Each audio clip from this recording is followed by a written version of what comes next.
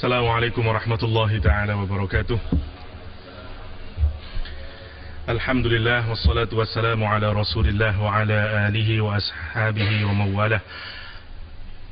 Asyhadu an la ilaha illallah wa asyhadu anna Muhammadan abduhu wa rasuluh alladhi balagha ar-risalah wa adda al-amanah wa nasaha al-ummah wa jahada fi sabilihi haqqa jihadih. Ikhwatal iman a'azakumullah. Alhamdulillah rabbil alamin. Di pagi hari ini kita dipertemukan kembali oleh Allah Subhanahu wa taala dalam usaha tafaqquh fiddin. Usaha kita meningkatkan kualitas intelektual kita sekaligus juga meningkatkan kualitas spiritual kita. Karena sekali lagi sebagaimana yang umum kita ketahui bahwa ilmu harus mengantarkan kita kepada kebaikan spiritual kita. Sebagaimana Ibnu Mas'ud misalnya menyatakan, laisal ilm an kathratil hadis. Tidaklah dikatakan seseorang itu memiliki ilmu, tidaklah ilmu itu hanya dari banyaknya orang menarasi, memberikan pengetahuannya secara verbal, kata Ibnu Mas'ud, walakinal ilm, akan tetapi ilmu itu adalah angkathratil khasyah, dari banyaknya orang memiliki rasa takut kepada Allah Subhanahu wa taala. Karena itu mestinya semakin kita mendapatkan ilmu, semakin juga hadir rasa khasyah di dalam diri kita. Dan ini yang kita inginkan bersama-sama sekali lagi, bahwa perbaikan intelektual juga memberikan pengaruh yang sama dengan perbaikan spiritual kita. Di pagi hari ini insyaallah kita akan membahas satu surat pendek, tetapi subhanallah mengandung begitu banyak hikmah yang akan kita coba gali. Surat Al-Asr. Menarik bahwa ada berbagai riwayat yang menunjukkan seringkali kita menganggap bahwa surat-surat pendek di dalam Al-Quranul Karim itu sebagai sesuatu yang ringan-ringan saja adanya. Surat pendek yang lain misalnya yang umum kita ketahui adalah surat Al-Ikhlas. Saya ingin mengawali dari satu riwayat tentang surat Al-Ikhlas. Anna Abar Rijal Muhammad bin Abdurrahman haddatsahu an ummihi. Muhammad bin Abdurrahman menceritakan dari ibunya yang bernama Amrah binti Abdurrahman. Amrah binti Abdurrahman. Wa kanat fi hijri Aisyah, dan dia kerap kali berada di kamarnya Aisyah radhiyallahu anha, zaujin Nabi sallallahu alaihi wa alihi wasallam, istri Rasulullah sallallahu alaihi wasallam. Anna Aisyah radhiyallahu anha anna Nabi sallallahu alaihi wasallam, dari Aisyah radhiyallahu anha, sesungguhnya Rasulullah sallallahu alaihi wasallam ba'atha rajulan ala sariyah. Rasul mengutus seseorang dalam sebuah peperangan. Wa kana yaqra'u li ashabihi fi salatihim, dan dia adalah imam bagi para sahabat yang lain di dalam peperangan. Dan kalau dia salat, memimpin salat, dia selalu membaca surat Al-Quranul Karim, fayakhtim bikul huwallahu ahad, dan dia selalu mengakhiri, mengkamplitkan, mensempurnakan dengan menambahi bacaan suratul Al-Ikhlas, qul huwallahu ahad, Allahus samad, lam yalid wa lam yulad wa lam yakul lahu kufuwan ahad. Falamma raja'u, ketika kelompok sahabat Rasulullah yang pulang dari peperangan ini, zakaru dzalika lin nabi, mereka menuturkan hal tersebut kepada Nabi Muhammad sallallahu alaihi wasallam. Faqal, dan berkata, saluhu li ayyi syai'in yasna' dzalika, bertanyalah kalian kepada si fulan itu yang dia selalu memimpin salat dengan qul huwallahu ahad, kenapa dia melakukan hal yang semacam itu?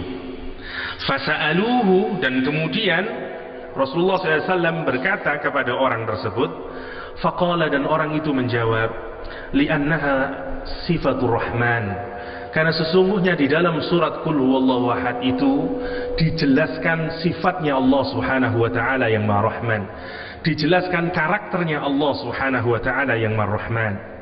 Wa ana uhibbu an aqra'a, kata dia, dan aku cinta, aku senang sekali untuk membaca ayat yang di dalamnya mengandung gambaran dari sifat-sifat Allah Subhanahu wa taala. Wa ana uhibbu an aqra'a biha, kata dia.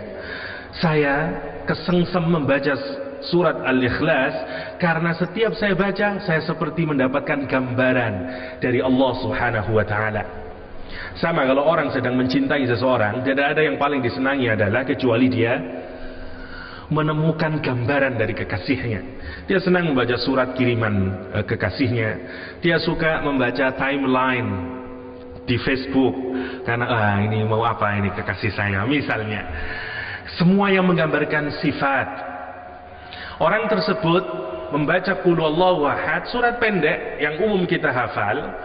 Dia baca itu, ketika ditanya oleh Rasulullah kenapa baca begitu, dia sebut karena di dalamnya digambarkan sifat-sifat Allah Subhanahu wa taala. Faqala Rasulullah sallallahu alaihi wasallam, dan Rasulullah SAW menjawab, berkata kepada orang tersebut, akhbiruhu anna Allah taala yuhibbuh. Kabarkan kepada orang tersebut bahwa sesungguhnya Allah Subhanahu wa taala mencintai orang tersebut. Subhanallah. Kecintaan seseorang terhadap surat Al-Quran yang pendek dan tadabbur seseorang terhadap surat Al-Quran yang pendek mampu menurunkan cintanya Allah kepada orang tersebut. Belum puas, saya tambahin satu kisah lagi, masih berkenaan tentang Al-Ikhlas, tapi untuk menunjukkan bagaimana kalau orang tadabbur terhadap Al-Quranul Karim, hatta terhadap surat yang mungkin pendek sebagaimana suratul Al-Ikhlas. Hadithu akhar, قال البخاري في كتاب الصلاة وقال عبيد الله عن ثابت عن أنس رضي الله تعالى عنه, dari Anas radhiyallahu an, قال كان رجل من الأنصار, ada seorang Ansar, orang Madinah, يؤمهم في مسجد قباء, dan dia menjadi imam di Masjid Quba. فكان كلما افتتح سورة, setiap dia mengimami dan membaca surat yaqra' biha lahum fis shalah, yang dia baca dengan makmumnya di dalam salat, mimma yaqra'u bihi iftataha bi qul huwallahu ahad. Selalu kalau dia ngimamin salat, dia selalu buka dengan bacaan qul huwallahu ahad, kemudian dia baca surat yang lain. Hatta yafragh minha summa kana yaqra' suratun ukhra, sampai selesai baca surat Al-Ikhlas, setelah selesai dia baca surat yang lainnya lagi. Wa kana yasna' dzalika fi kulli rak'atin, dan dia lakukan itu di setiap rakaat. Jadi dia kalau mimpin salat, waladdallin amin qul huwallahu ahad, habis itu baru ditambahi surat yang lain. Nanti rakaat kedua, waladhdallin amin qul huwallahu ahad, habis itu ditambah surat yang lain.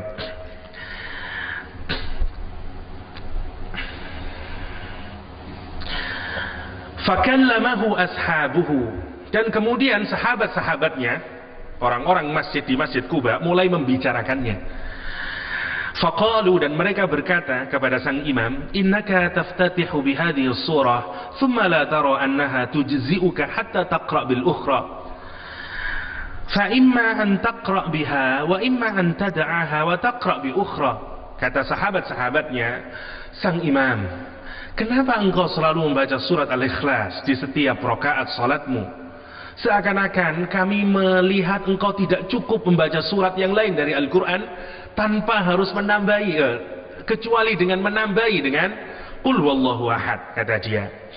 Bukankah sebaiknya kamu baca saja surat Al-Ahad, surat Al-Ikhlas, atau kamu baca saja surat-surat yang lain, tapi tidak usah digandengkan kayak demikian, kata dia. Dikomentari semacam seperti itu, bagaimana respon dari sang imam?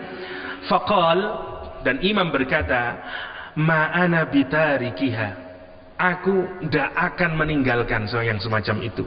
Aku akan terus melakukan semacam itu. In ahbabtum au a'ummakum bidzalik fa'al. Kalau kamu tidak suka, aku tidak akan ngimami lagi, kata dia.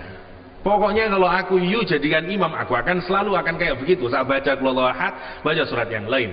Kalau you tidak senang, aku resign jadi imam. Ya, saya tidak mau jadi lagi imam, kata dia.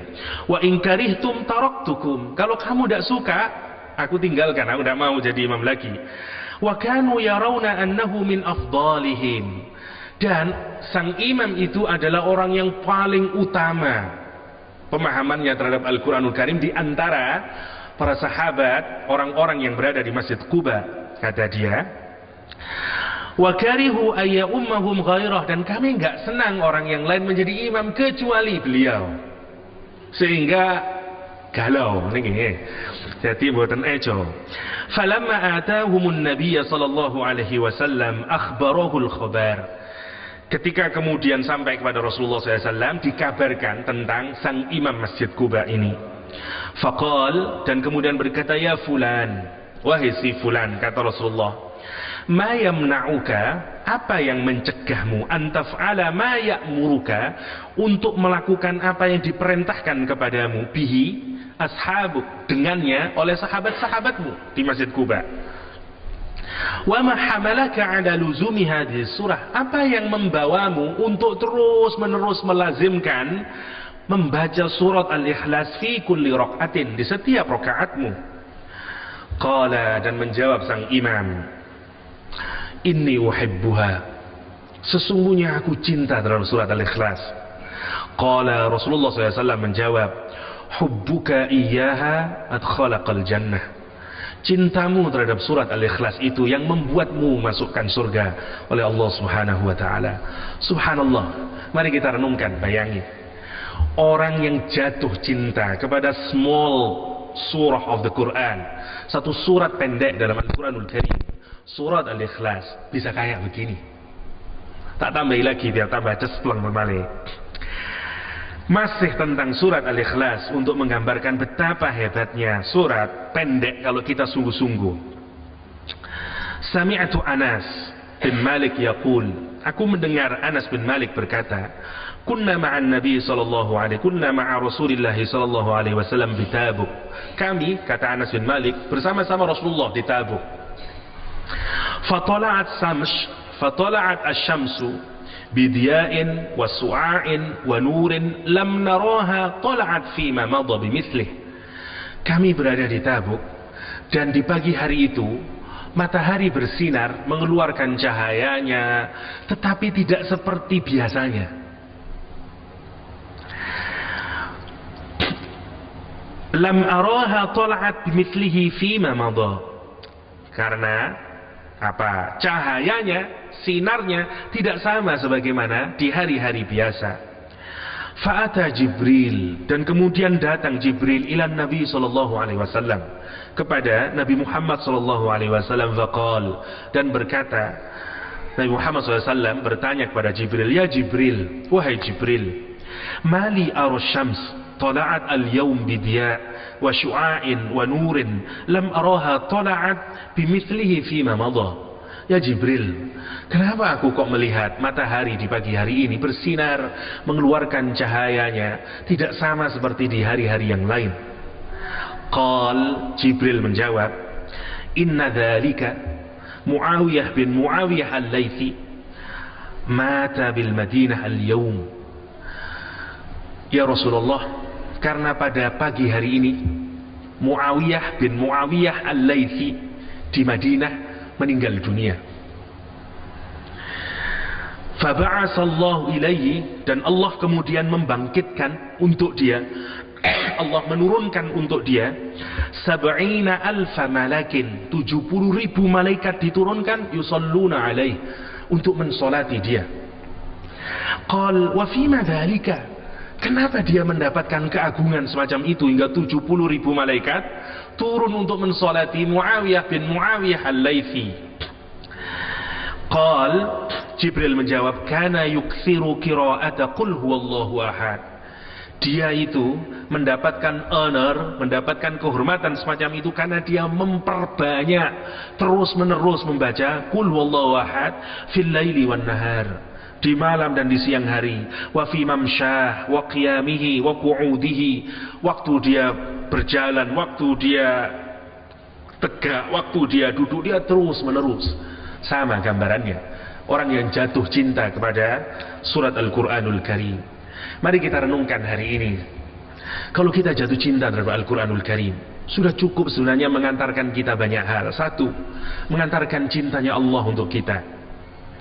Tapi tentu tidak hanya sekedar hafalan, tapi tadabbur, jatuh cinta yang amat sangat. Dan ini yang kita inginkan dari Al-Quranul Karim. Apresiasi yang sungguh-sungguh terhadap Al-Quranul Karim. Qul huwallahu ahad bisa menyebabkan Muawiyah bin Muawiyah Al-Laythi 70.000 malaikat turun untuk mensolati jenazahnya.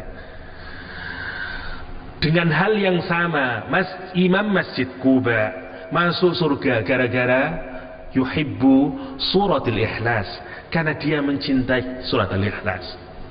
Pagi hari ini kita akan bahas surat yang pendek, yaitu surat Al-Asr. Satu surat yang pendek. Semoga kita tidak memiliki perasaan bahwa ini surat pendek, surat yang gampang. Tapi subhanallah, ingatlah seperti surat Al-Ikhlas.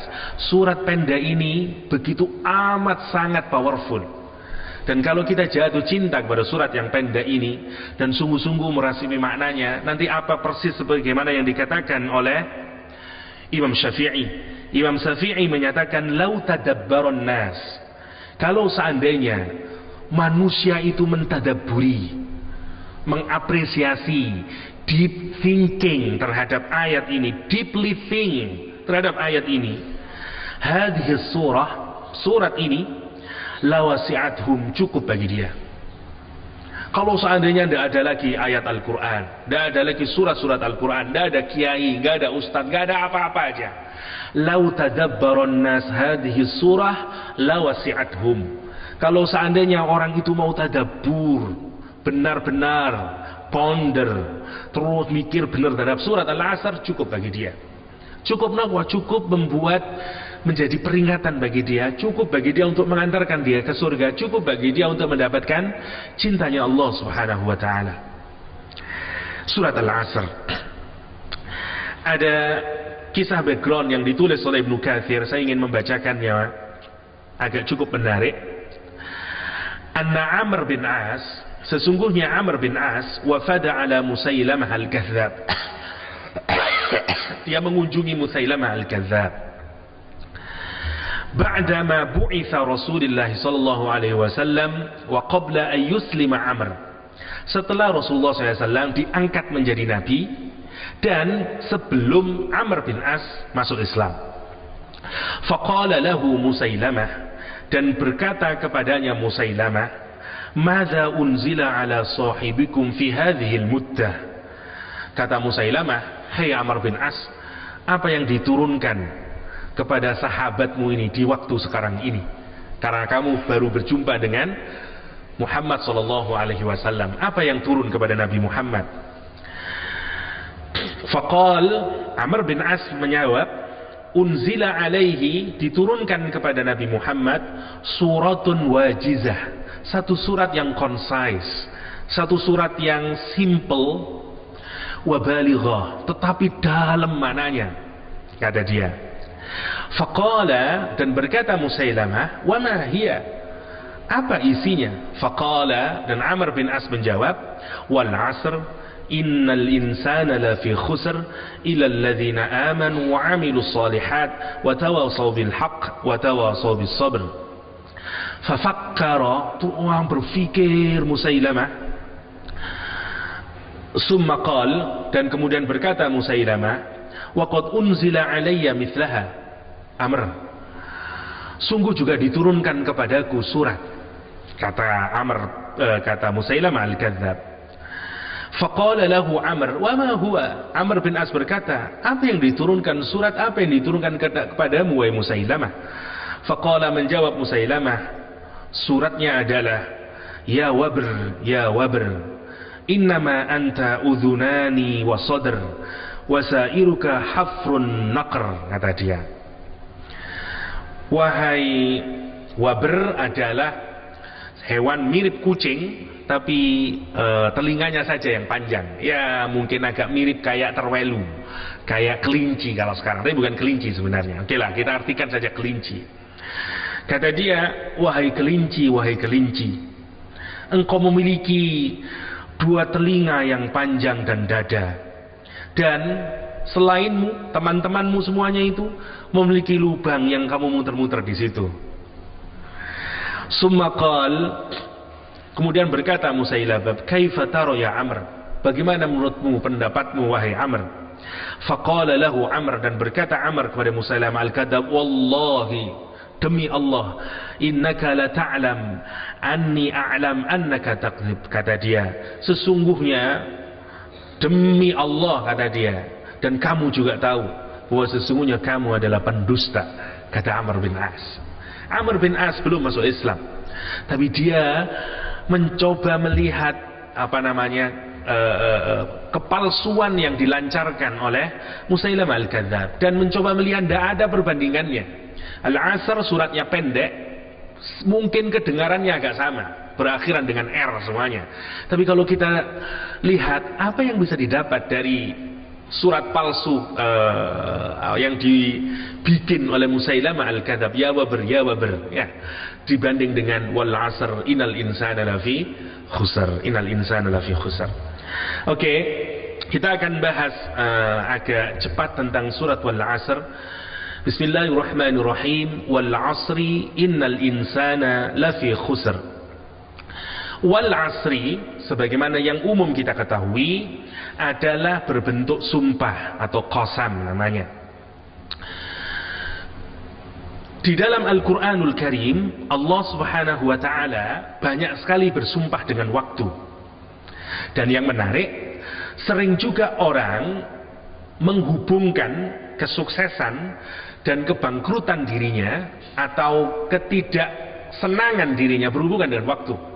Misalnya orang bilang, ini memang bukan hari keberuntungan saya, tahun ini memang tahun yang gak enak bagi saya, bulan ini it's not my lucky man, it's not my lucky day, kata orang Inggris ya. Saya nggak suka, pokoknya minggu ini Pak nyenapes loh. Berapa kali kita menyalahkan waktu. Rasulullah SAW di dalam hadis sahih menyebutkan, Allah SWT menyatakan, la tasubbud dahr, hei manusia, jangan kalian mencerca waktu. Fa'ana ad-dahr, kata Allah SWT, karena sesungguhnya aku adalah waktu, kata Allah SWT. Allah yang kontrol waktu.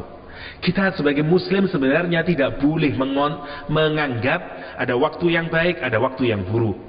Ada waktu di mana nasib kita menjadi baik, ada waktu di mana nasib kita menjadi buruk misalnya. Tidak ada di dalam Islam, karena semua waktu dibikin oleh Allah Subhanahu wa Ta'ala.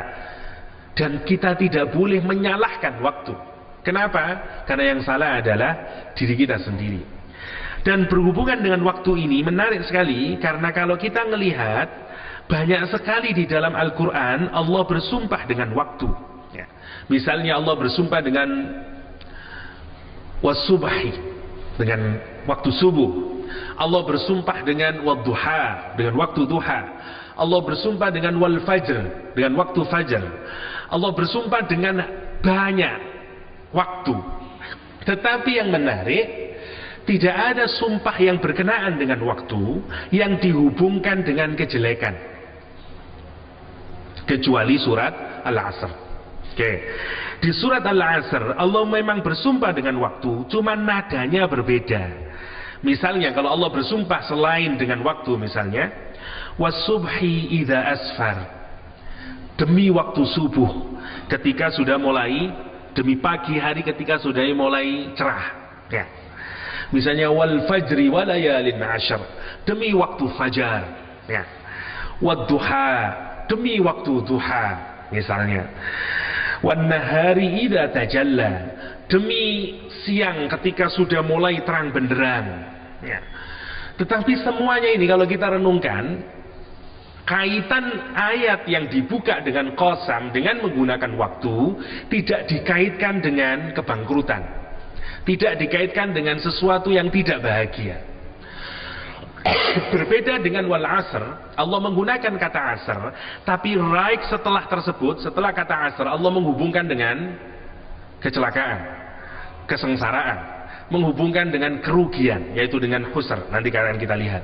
Wal asr innal insana lafi khusr. Itu yang pertama. Dan ini menjadi menarik untuk kita renungkan nanti. Ada apa dengan kata asr? Kenapa Allah menggunakan kata asr, tidak menggunakan kata yang lain untuk menghubungkan diri dengan kesuksesan atau kerugian yang dialami oleh manusia. Oke. Yang pertama, kata asar berasal dari kata asara. Ada ayat Al-Quran yang menyebut wal mu'sirat. Ya. Wa anzala minal mu'sirat. Misalnya ada mu'sirat, itu mendung yang nanti mengeluarkan hujan. Ma'an sajjaja. Al-mu'sirat yang nanti mengeluarkan ma'an sajjaja, kata Al-Quran, mengeluarkan air yang deras, mengeluarkan hujan. Asara sebenarnya sama dengan pakaian yang kalau kita masukin ke dalam air, kemudian kita squeeze, kemudian airnya berjatuhan, itu namanya asara.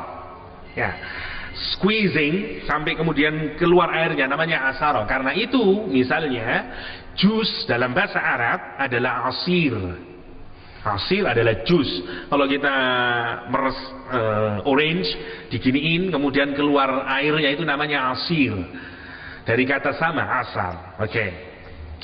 Dalam bahasa Arab klasik, kata asar biasanya merujuk kepada orang yang sedang berdagang, karavan, atau orang yang bawa unta dengan seluruh perbekalannya, dia berdagang. Kalau sudah mulai waktu asar, dia sudah mulai berbenah-benah, dan dia rushing itu, mulai ditutupin semuanya. Kenapa? Karena dia mulai takut. Kalau begitu gelap, mulai nanti ada banyak malapetaka yang mungkin bisa terjadi. Begalnya muncul, perampok mulai muncul, dan segala macamnya. Karena itu dia harus cepat-cepat nutupin. Ini waktu asar. Oke. Dari semuanya ini, makna asar terangkum di dalamnya. Yang pertama, asar itu menunjukkan waktu yang emergensi. Seperti begini. Kalau dalam satu hari, saat yang paling terakhir, the last moment within a day, momen yang paling terakhir dalam satu hari, itu adalah waktu asar. Nih, kalau dibanding mulai subuh ke zuhur ke asar, asar waktunya paling terakhir. Seakan-akan mau mengingatkan pada kita, habis ini tidak ada lagi loh, harinya udah ganti, udah jadi malam. Kita berada di titik kulminasi dari satu hari itu. Itu pesan yang pertama yang mau diingatkan. Dan karena itu kita harus cepat-cepat maunya. Karena ini akan berganti. Karena ini waktu yang sudah sangat pendek. Karena ini mau masuk malam. Kira-kira begitu. Itu dari kata asar. Gambarannya seperti seseorang yang tenggelam. Orang tenggelam di kali atau di laut atau dimanapun, dan dia nggak sadar. Kemudian dia mulai bangun dan mulai sadar, saya ini sedang tenggelam. Dan karena itu dia harus cepat-cepat naik, cepat-cepat menyelamatkan diri. Dari situ juga kandungan makna dari kata asar. Ya, jadi asar menunjukkan ini critical moment, ini emergency, ini satu momen, satu saat di mana kita dituntut untuk sungguh-sungguh. Karena ini bukan waktu yang biasa, ini waktu emergency. Karena tidak ada lagi waktu yang lain setelah ini, kira-kira kayak gitu. Karena itu Al-Quran di dalam ada satu ayat di dalam Al-Quran yang menunjuk hafidhu 'alas shalah was shalawatil wusta. Ya, kita disuruh menjaga salat, terutama salat al-wusta. Para ulama menyebut salat wusta adalah salat asar. Kenapa? Karena kebiasaannya salat asar itu salat yang paling susah dilaksanakan, terutama pada konteks zaman dahulu ketika orang sudah mulai lagi laris-larisnya dagangan, sudah mulai meeting lagi lagi serius-seriusnya, kemudian dipotong untuk sholat dan segala macamnya. Tetapi itu diingatkan bahwa ada waktu yang serius, ada sholat, yaitu sholatul wusta misalnya. Itu makna yang pertama. Meskipun kalau kita lihat di dalam tafsir, para ulama berbeda pendapat tentang makna al-asar. Ada yang merefer kepada sholat al-asar, ada yang menyebut asar itu adalah ad-dahr kulluh, semua waktu. Tetapi kalau kita melihat dari pemaknaan kebahasaan, yang paling tepat sebenarnya, begitu juga pendapat dari berbagai para ulama, asar merujuk kepada waktu emergensi. Dan Allah bersumpah dengan waktu itu. demi waktu asar, demi waktu yang menunjukkan bahwa kita berada pada poin yang paling terakhir. Ibarat orang itu, kita ini udah mengeluarkan usaha mati-matian, dan ini waktu paling akhir di mana kita sekarang mau menghasilkan usaha yang telah kita lakukan, hasil dari usaha yang kita telah lakukan. Seperti orang mau squeezing tadi itu, mengeluarkan keringatnya sekarang. Udah capek, ibarat orang kerja dari pagi, asar wis mulai loyone wis marinte, dan itu maunya waktu asar, karena waktu kita mau habis. Oke? Wal asr innal insana lafi khusr. Allah bersumpah dengan waktu, Allah bersumpah dengan waktu asar, waktu emergensi bagi kita, untuk menunjukkan apa? Allah bilang innal insana lafi khusrin. Sesungguhnya kata Allah SWT, innal insan lafi khusrin. Kita lihat satu-satu kata-katanya. Kata inna, sebagaimana umum kita ketahui kemarin, adalah menunjukkan bahwa orang yang kita ajak bicara ragu-ragu. Karena itu, untuk menghilangkan keraguan, orang memakai inna. Sungguh. Ada kebanyakan manusia yang menganggap memang bahwa dia tidak yakin bahwa kerugiannya itu, bahwa ketidaksuksesannya itu karena waktu. Dan Allah ingin meyakinkan di ayat ini dengan menggunakan kata inna untuk menghapus keraguan yang ada di dalam pikiran kita, bahwa benar-benar kita harus concern terhadap waktu, karena ini kritikal, ini waktu yang sudah tinggal sedikit lagi, habis itu habis hidupmu, kira-kira kayak gitu. You sekarang berada pada waktu yang amat sangat serius. Ini waktu tinggal sedikit lagi, you mau habis waktunya. Karena itu jangan main-main, kira-kira kayak gitu. Makanya dikasih inna. Oke, yang pertama. Kata yang kedua al-insan. Al-Quran mestinya bisa menggunakan banyak kata yang lain. Ada an-nas, ada imro'ah, ada al-fardu, ada macam-macam, ada syakhs. Tapi Al-Quran menggunakan kata al-insan. Insan maksudnya adalah setiap individu, tapi merujuk kepada seluruh manusia. Gini, kalau Al-Quran bilang an-nas, maksudnya seluruh manusia. Seperti saya bilang begini, kalau saya di kelas misalnya bilang, anak-anak hati-hati, belajar yang giat, jangan diam misalnya, anak-anak diam.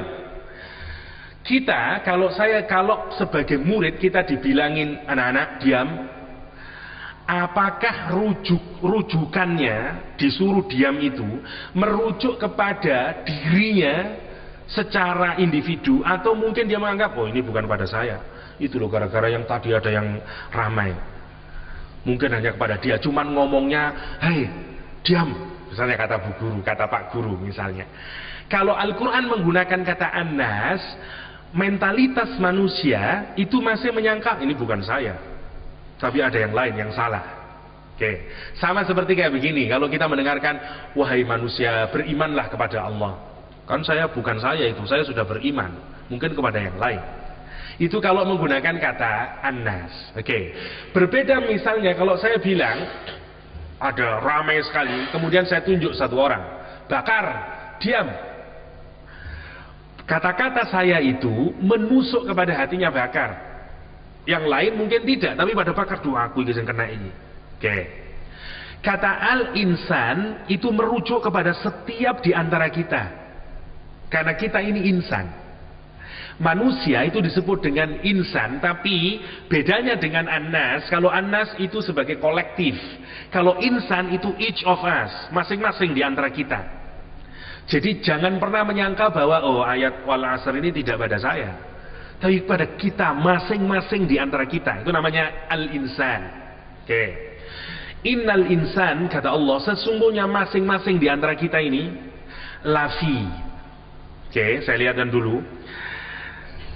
Di ayat yang lain misalnya, laqad khalaqnal insana fi ahsani taqwim. Tidak dikasih la oleh Allah. Di ayat ini Allah kasih lafi. Oke. Yang pertama, bentuknya ayat ini jumlahnya ismiyah. Kalimatnya nominal, kalimatnya. Sesungguhnya manusia merugi. Bukan kalimat tidak ada kata kerjanya. Karena itu sudah penguatan artinya, yang pertama. Yang kedua dikasih inna, untuk menguatkan lagi. Yang ketiga dikasih la. La fi khusrin. La-nya ini menguatkan lagi, sungguh. Karena seakan-akan Allah mau bilang, ini perkara yang sangat serius. Hei manusia, sungguh-sungguh masing-masing dari kalian, sungguh fi, berada di dalam. Artinya nggak ada satupun di antara kita yang bisa merasa aman, bisa merasa keluar dari apa yang disebut Allah dengan khusrin, la fi khusrin. Sesungguhnya masing-masing kita, masing-masing manusia, masing-masing human being, kata Allah SWT, la fi khusrin, sungguh-sungguh berada dalam kerugian. Semua di antara kita berada dalam kerugian. Berhubungan dengan apa? Allah mau menjawab, karena Allah menggunakan sumpahnya dengan waktu. Allah mau mengukur kita juga dengan waktu. Cobalah kalau mau kita renungkan, bahkan kita belum berpikir ke yang persoalan paling besar, yakni kerugian nanti di hari kiamat. Tapi kalau mau kita renungkan benar-benar, semua di antara kita mesti pernah merasa rugi berhubungan dengan waktu. Lah ya lopo biyen aku biyen ya biyen kalau aku sekolah sing temenan, belajar Quran sing temenan, ngapalo Quran sing temenan, semua kita merasa rugi dengan waktu. Merasa rugi dengan waktu. Apalagi nanti kalau kita hubungkan dengan hal yang sangat serius berhubungan dengan nasib kita, kesuksesan kita. Kita lihat sekarang kata khusr, ini menarik sekali. Di dalam Al-Quran Allah menggunakan 3 kata di dalam berkenaan dengan kata khusr. Yang pertama Al-Quran menggunakan kata khusron. Yang kedua Allah menggunakan kata khosara. Yang ketiga Allah menggunakan kata khusrin. Oke. Allah menyatakan innal insana lafi khusrin. Apa bedanya khusrin, khosara sama khusran?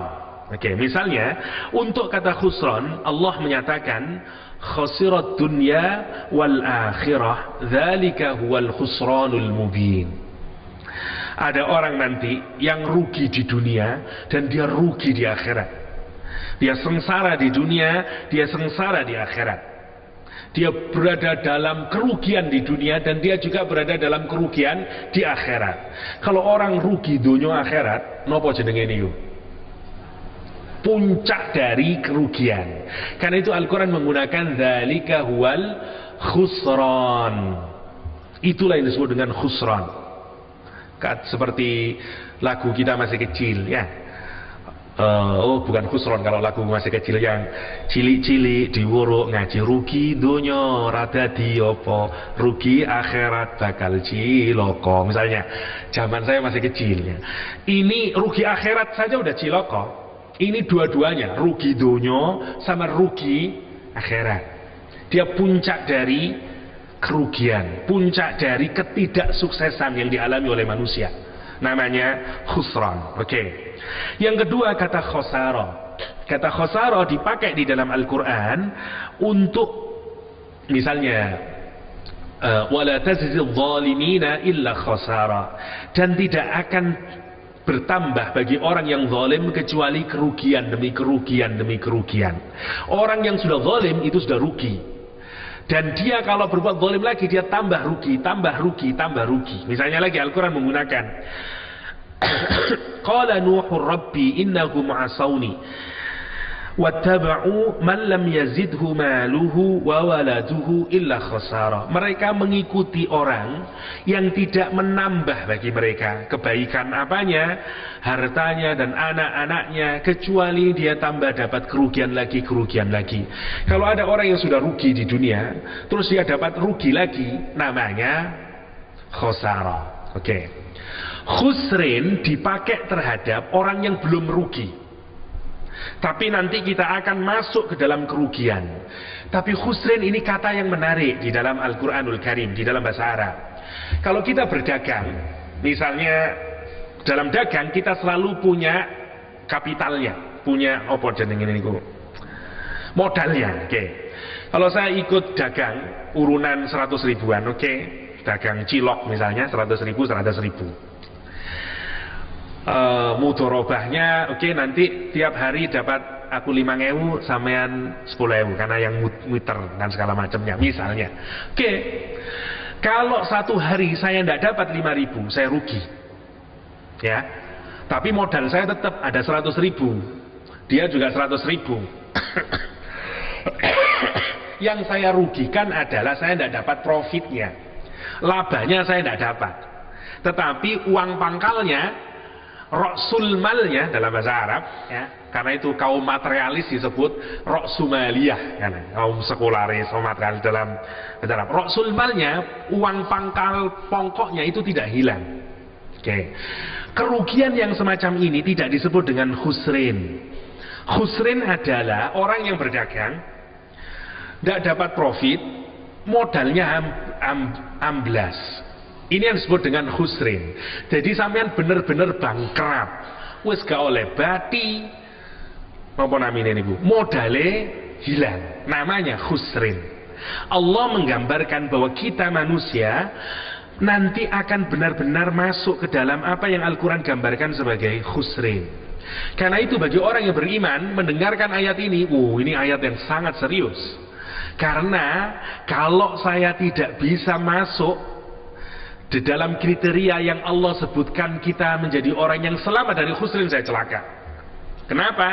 Karena saya tidak hanya tidak dapat profit, tapi modal saya juga akan amblas. Itu yang disebut dengan innal insana lafi khusrin. Innal insana lafi khusrin. Kenapa sih? Karena nanti di hari kiamat orang itu nanti berhubungan dengan kesuksesan dirinya. Kita ini nafsi-nafsi. Ibnu Mas'ud menyatakan ketika mengomentari ayat yauma yafirul mar'u min akhi, semua orang mencari kesalahan satu sama lain karena kita mau mengukur kesuksesan dengan diri kita sendiri. Kita nggak mau orang lain yang sukses.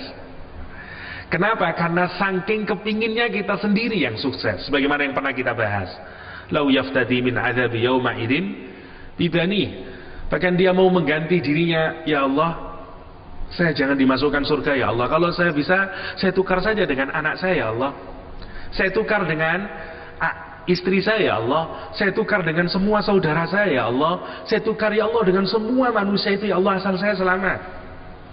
Mentalitas orang di hari kiamat adalah egois. Dia kepingin dirinya sendiri yang tidak di dalam khusrin. Dia sendiri yang mau sukses. Itu yang digambarkan Al-Quran nanti di hari kiamat, yang disebut dengan yawaddul mujrimu law yaftadi min adzabi yauma idzin bibani di surat Al-Ma'arij. Itu gambaran saking kepinginnya orang selamat dengan dirinya sendiri. Selamat dengan dirinya sendiri. Karena itu kita harus ketika membaca surat Al-Asr ini amat sangat serius ayat ini. Karena Allah ngasih, kalau you ingin selamat, kalau you ingin sukses, kalau you ingin tidak masuk khusrin, maka you harus menjalankan beberapa hal ini. Kalau enggak, you la fi khusrin. Kenapa? Karena Allah bilang innal insan, semua di antara kita. Allah tidak bilang innal kafir, Allah tidak bilang innal munafik, tapi innal insan. Maksudnya each of us, masing-masing di antara kita bisa masuk ke dalam fi khusrin. Dan ini yang harus kita renungkan. Berarti ini serius banget. Karena itu saya harus hati-hati agar saya tidak masuk fi khusrin. Karena itu di dalam riwayat ditentukan, idzal taqiya, para sahabat Nabi kalau mereka bertemu, dua orang bertemu, lam yatafarraqa, mereka tidak akan pernah berpisah illa kecuali mereka membacakan satu sama lain Al-Asr. Sebagai apa? Sebagai pengingat. Karena mereka tidak ingin tidak sukses. Khusrin lawannya sukses. Ini yang menarik. Kenapa? Karena Allah ingin mengajarkan kepada kita sukses versi Al-Quran. Karena kalau kita mau tanya ke dalam hati kita masing-masing, apa definisi sukses? Jangan ditanya sama akal kita. Kalau kita tanya sama akal kita, semua orang akan bilang sukses itu masuk surga Ustaz, imannya kuat, dan segala macamnya. Tapi kalau kita mau jujur hari ini, semua definisi orang tentang sukses adalah semuanya duniawi.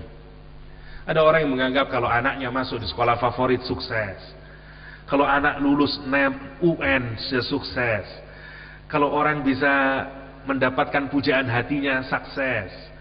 Kalau orang bisa dipromosikan di kantornya, sukses. Kalau orang bisa menikah lagi, sukses misalnya. Ada banyak definisi orang tentang sukses. Ini yang penting untuk kita renungkan, karena ternyata Allah punya definisinya sendiri tentang sukses. Oke, yang pertama. Yang kedua, di dalam Al-Quran, kalau selalu berkaitan dengan iman, amal soleh, selalu ujungnya dikasih reward. Gini mboten.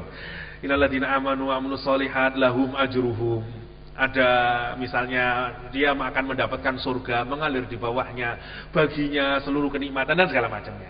Sekarang monggo didengarkan di surat Wal-Asr. Wal asri innal insana lafi khusrin illal ladzina amanu wa amilus sholihat wa tawassaw bil haqqi wa tawassaw bis sabr. Enggak ada rewardnya. Gak ada kata-kata kok kon la iman ngene bakal untuk surga, bakal ngene gak ada. Loh, kok ya aneh? Karena biasanya di dalam Al-Qur'an selalu udah kayak begitu. Biasanya kalau you melakukan ini, you akan dikasih ini oleh Allah. Kalau you begini, you akan dikasih begini oleh Allah. Di surat Al-Asr tidak ada berita gembiranya, kecuali bahwa you tidak loss, bahwa you tidak sengsara, bahwa you tidak rugi, you badi, ngono tok. Tapi gak ono rentetane. Nah, kalau sekolah ini namanya lulus KKM. Apa KKM niku? Passing grade kalau dalam bahasa Inggris. Jadi kalau mau lulus ini batas terendah. Yo apa nih dosen kok lali artine KKM kula nih. Minimal mau belakangnya nih KKM. Kecakapan, lah pokoknya KKM ya. Pokoknya gini, kalau murid siswa di sekolah itu untuk lulus ada batas minimalnya. Guru selalu punya batas minimal. Misalnya nilainya 65 dia lulus, 64 nggak lulus, 63 nggak lulus, 64 setengah nggak lulus. Saya jadi ingat dulu waktu di fisika ada teman Madura. Ada nama guru namanya Pak, saya lupa namanya, orang Madura, taat banget orangnya. Dan dia ngajar fisika matematika mungkin kalau saya tidak keliru. Teman saya ini udah tidak lulus 3 kali, ngulang lagi. Kalau zaman saya dulu kuliah biasa ngulang itu. Zaman sekarang gampang cari nilai. Zaman dulu kuliah susah banget. IP 3,0 itu orang jenius zaman saya kuliah. Ya. Zaman sekarang 3,5 seambrek, tapi tidak berkualitas zaman sekarang. Ya. Maksudnya 3,5-nya anak sekarang berbeda dengan zaman saya dulu. Saya masih ingat kakak kelas saya dulu yang terbaik di UNER fisika dulu IP-nya cuma 2,8. Itu udah best graduate. Ya. Kalau sekarang baik-baik IP-nya. Yang menarik, dia ngulang 3 kali. Yang keempat dia ngulang lagi, dapat nilai katakanlah untuk bisa lulus 60, dia dapat 59. Dan itu sudah ngulang yang keempat kali. Dia datang ke dosennya, Pak, saya ini udah ngulang 4 kali dan saya kurang 1 doang nih saya lulus ya. Karena 59 katakanlah. Saya kok lupa orang itu, karena kalau UTS ya selalu bawa Quran dan dia ngaji di belakang sama UTS. Terus dia bilang, Irham, kata dia, kalau kamu lulus berarti saya zalim sama yang lain, karena yang lain itu semuanya harus dapat 60. Kalau kamu saya luluskan berarti saya zalim kepada yang lain. Dia keluar, saya tanya, ya Irham, waduh gak kena dirubah wong ibu, kata dia ya. Itu namanya KKM, passing grade. Kalau kita sampai di situ berarti kita bisa lulus. Oke. Allah mau bilang kalau kita tidak mau khusrin, kalau kita ini mau lulus, ini bukan orang yang top, yang seperti bahasan kita ibadur rahman, orang-orang yang belum, tapi orang yang lulus saja. Yang penting kita tidak khusrin, ada syaratnya. Nah, makanya di sini belum dapat hadiah. Yang dapat hadiah itu yang ranking 1, ranking 2, top 10, top 20 misalnya. Ini pokoknya kene wis lulus. Surat Al-Asr itu berkenaan dengan itu, dengan KKM. Yang menarik ada 4 KKM-nya itu. Dan KKM-nya itu pakai wa. Nggak boleh salah satu. Lah sampai ngelakoni 2 nggak lulus. Ngelakoni 3 nggak lulus, harus 4-4-nya dijalani. Iman, amal soleh, tawasau bil haq, tawasau bis sabr.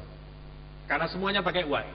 Illal ladzina amanu wa amilus solihat wa tawasau bil haq wa tawasau bis sabr. Semua pakai wa. And.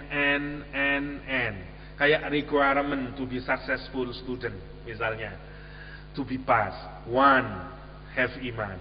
2, doing good deed. Nomor 3, tawasau bil haq. Nomor 4, tawasau bis sabr. Dan itu harus satu paket. Kalau kita mau sukses, mau lulus KKM-nya Allah Subhanahu wa taala, 4-nya ini harus semuanya simultan. Nanti kita lihat. Wal 'asr innal insana lafi khusrin. Semua dari kita, semuanya akan bisa masuk ke khusar. Karena itu kita harus hati-hati. Oke. Sekarang kita lihat satu. Illal ladzina amanu wa amilus solihat wa tawasau bil haq wa tawasau bis sabr. Kecuali kata Allah orang yang beriman. Yang pertama, sebenarnya 4 ini kata para ulama munculnya sebagai buah dari yang pertama, yaitu iman.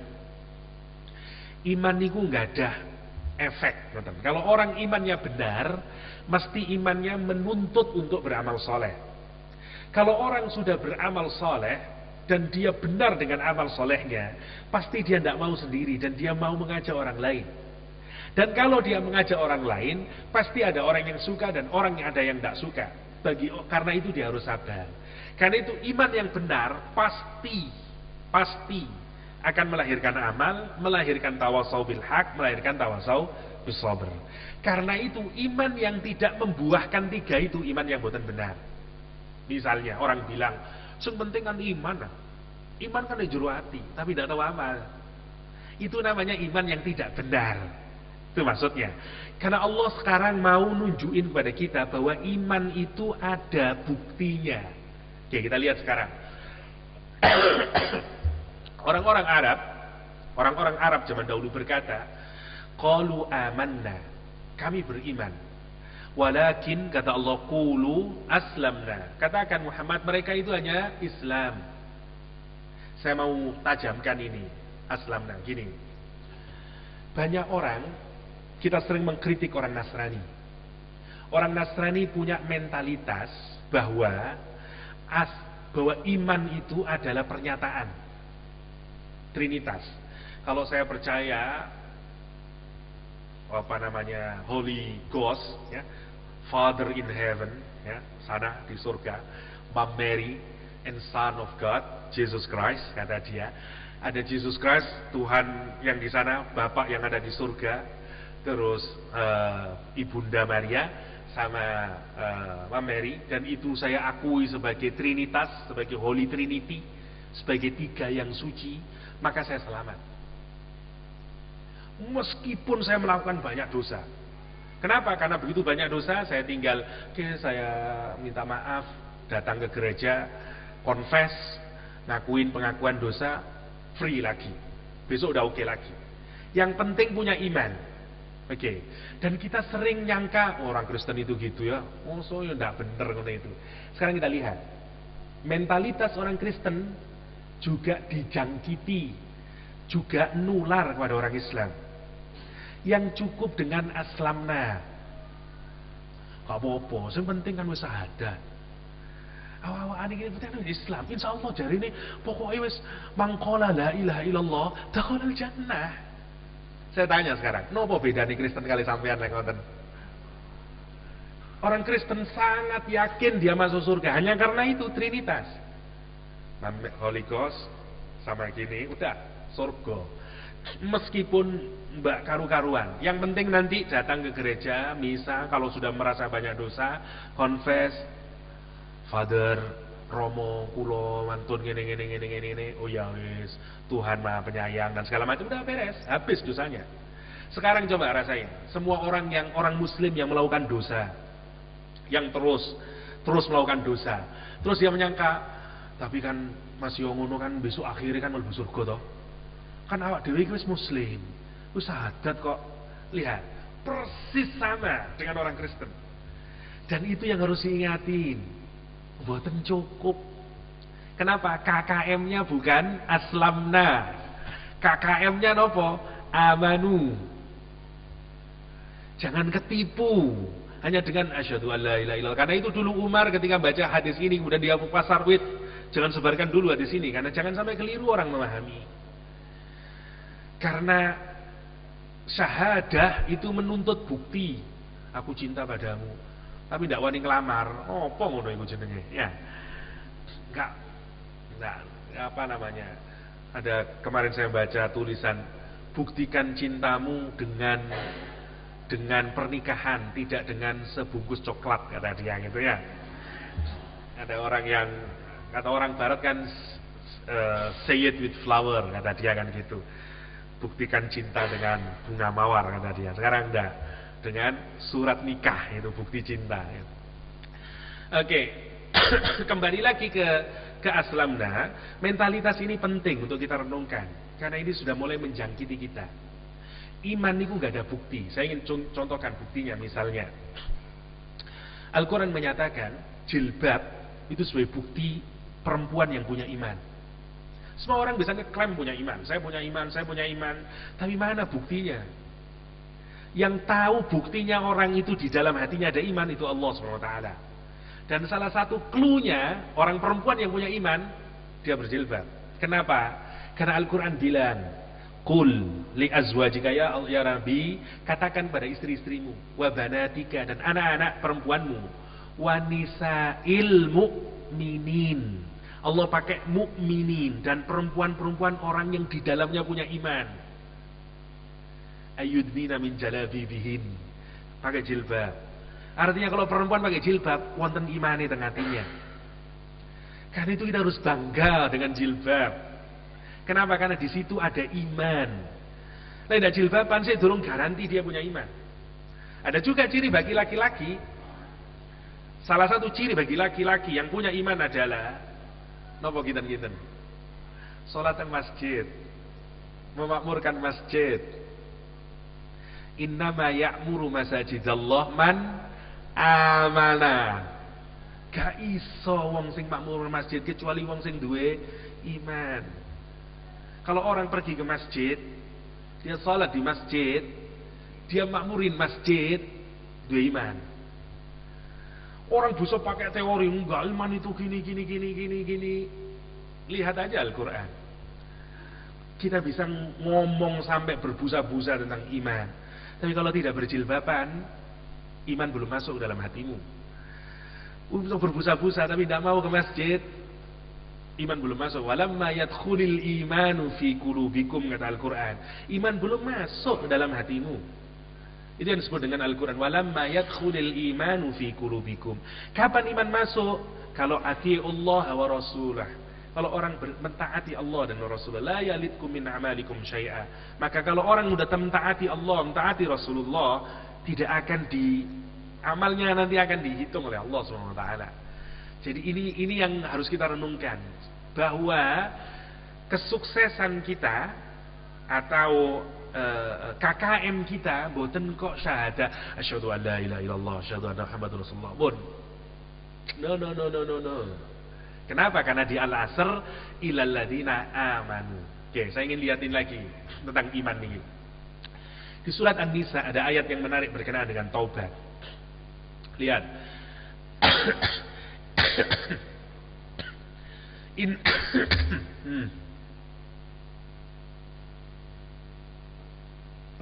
Alhamdulillah.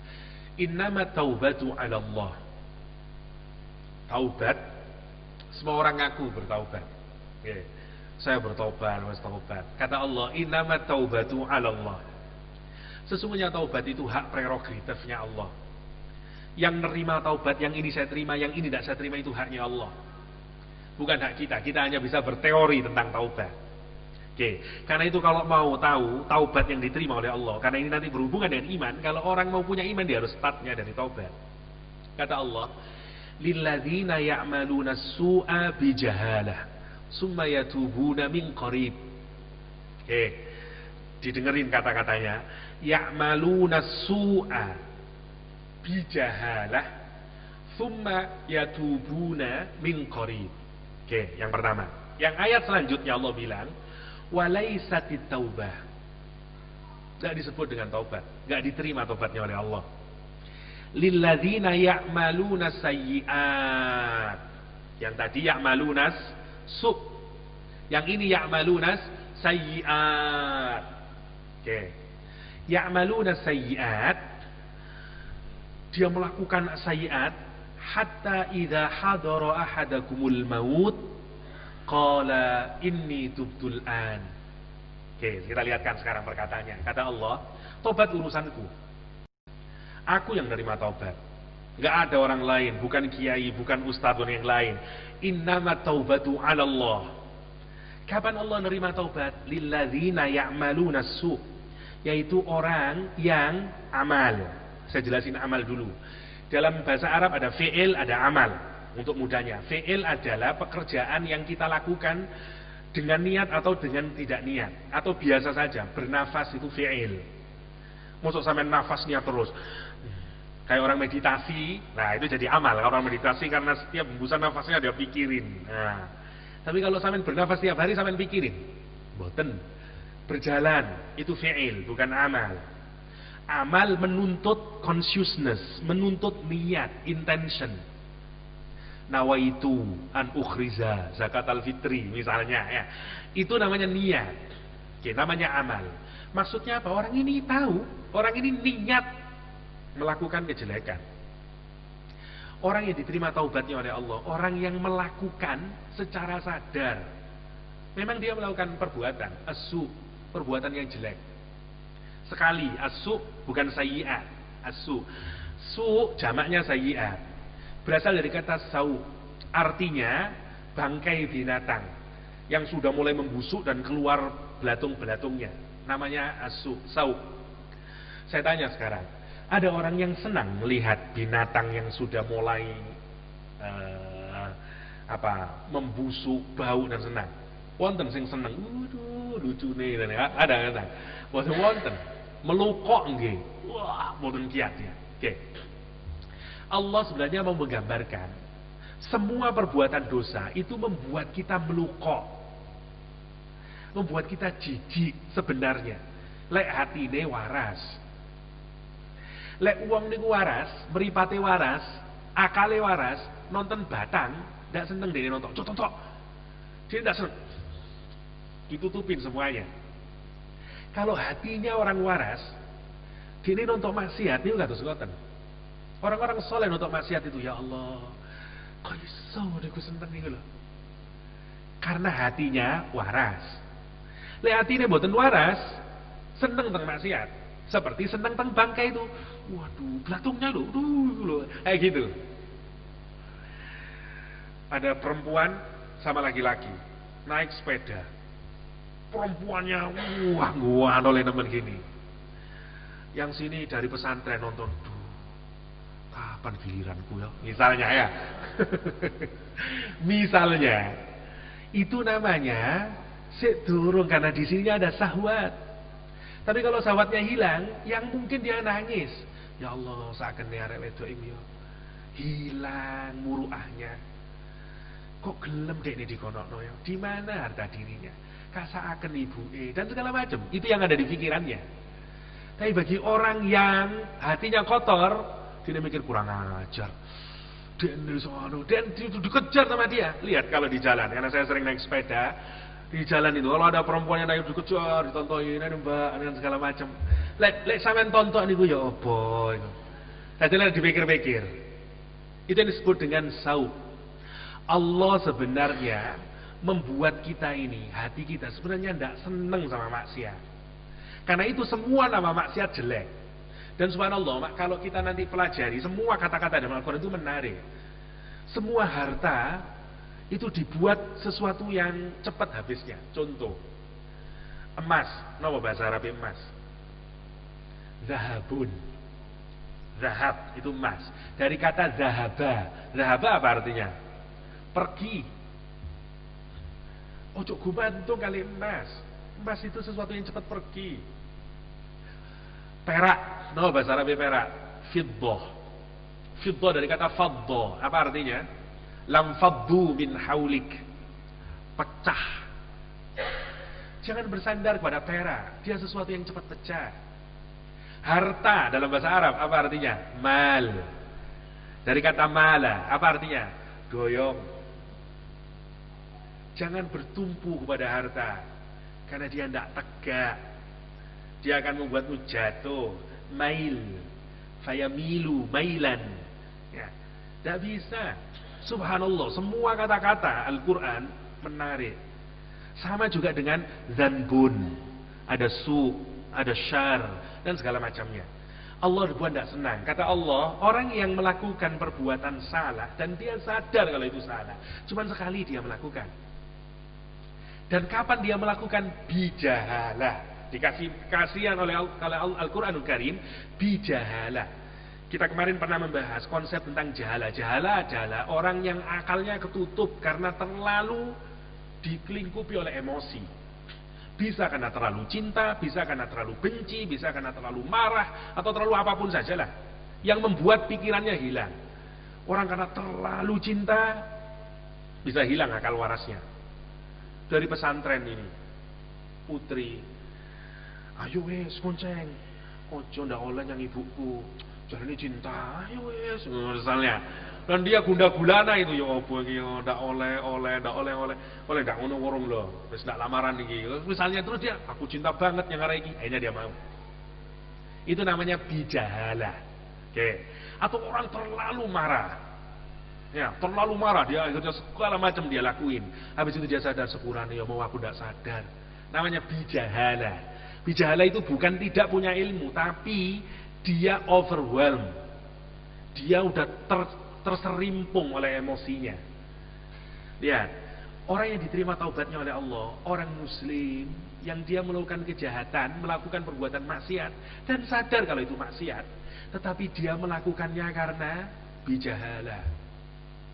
Karena dipaksa, ndak lanang ngono ndak wani, ayo ngambungen, kok durung tau ngambung. Halah, ndak itu udah dia kurang ajar, dia melakukan bijahalah. Ya, itu yang disebut dengan bijahalah. Orang yang kayak begitu diterima oleh Allah. Ulaika yatubullah. Diterima oleh Allah, diterima taubatnya oleh Allah. Wa kana Allah aliman hakima. Jadi syaratnya itu yang pertama, bijahalah yang pertama. Yang kedua, summa yatubuna min qarib. Dia bertaubat min qaribin, dalam waktu yang dekat. Enggak ngenteni engko. Sekarang bandingin dengan yang tidak diterima taubatnya oleh Allah. Karena dia tidak ada iman. Ya'malunas sayyi'at. Dia melakukan perbuatan maksiat. Wakeh. Berkali-kali dia melakuin. Karena sayyi'at. Satu. Taubat mending lakoni mana. Taubat ngelakoni mana. Sayyi'at. Dia bermain-main dengan Allah. Dia bermain-main dengan taubatnya. Sebenarnya kan diampuni ya Allah. Mari lakoni mana? Pangeran kan Ghafurur Rahim mana. Wa kana Allahu Ghafurur Rahim lakoni mana? Bismillahirrahmanirrahim lakoni mana? Dan segala macamnya. Ya'maluna sayyi'at. Dan kapan dia bertaubat? Hatta idza hadara hadul maut. Kalau sudah maut menghadiri dia baru dia bilang inni tubtul an. Tuhan, Allah, aku taubat sekarang ya Allah. Tidak diterima oleh Allah. Laisatit taubah. Ini yang menarik bagi kita. Semua orang punya dosa. Cuman kalau kita mau diterima taubatnya oleh Allah, satu, sadari, stop dari sekarang. Yatubuna min qarib. Taubat. Karena itu yang akan menerbitkan iman. Mboten saged iman melebet mriki lek sik dereng ditaubati. Mboten saged. Karena iman itu wonten rasanya. Salah satu bukti kalau kita masih belum punya iman adalah kalau kita mboten ngrasa napa-napa waktu ibadah. Saya tanya dulu, siapa yang ngerasa maksiat mboten enak? Berarti imannya sempurna. Kalau merasakan maksiat enak, berarti sik dereng sempurna. Panjene enak Ustaz, nonton maksiat itu enak. Nonton film porno, nonton aurat wong wedok, nonton apa lah, sebagian nonton meripat. Misalnya yang lain lagi ngombe-ngombe, semuanya enak. dan segala macamnya. Kalau sudah merasakan enak, atine mboten karu-karuan. Pak, kenapa? Karena awalnya semua maksiat tidak enak teng hati. Awalnya. Tapi kalau kita terus melakukan maksiat, akhirnya enak teng hati. Sama. Ibadah awalnya nikmat ke hati.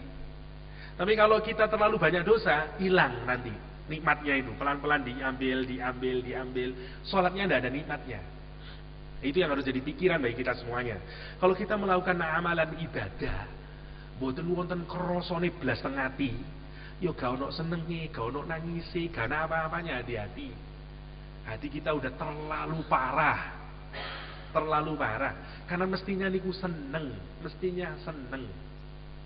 Saya ambil satu contoh. Kata tahiyat.